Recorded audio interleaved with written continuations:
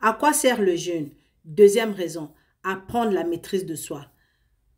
Paul nous dit dans 1 Corinthiens chapitre 9, versets 26 à 27, « Moi donc je cours non pas comme à l'aventure, je frappe non pas comme battant l'air, mais je traite durement mon corps et je le tiens assujetti, de peur d'être moi-même rejeté après avoir prêché aux autres. » Il y a encore une autre raison biblique pour jeûner.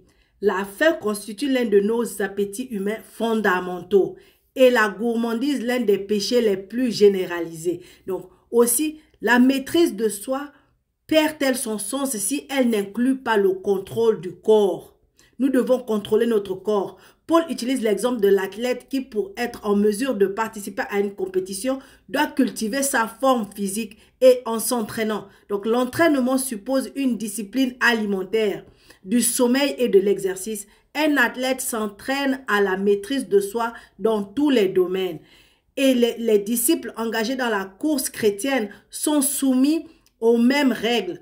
Paul parle de traiter durement son corps, littéralement de lui faire des bleus, de se blesser soi-même et de tenir assujetti, donc tenir en bas. Pas que la chair ne doit pas être au-dessus de mon esprit. Mon esprit doit être au-dessus de ma chair pour que je puisse tenir en baisse les volontés, les désirs, les envies de ma chair. Donc c'est ça, tenir assujetti. Ou de la traiter comme un esclave, donc traiter la chair comme un esclave. Mais nous devons le discipliner afin qu'il nous obéisse. Et l'une des façons de développer notre maîtrise de nous-mêmes, c'est de nous abstenir volontairement de nourriture. Donc, le jeûne nous aide à nous maîtriser, à maîtriser notre corps, maîtriser nos envies, nos désirs et notre volonté, ce qui fait notre chair.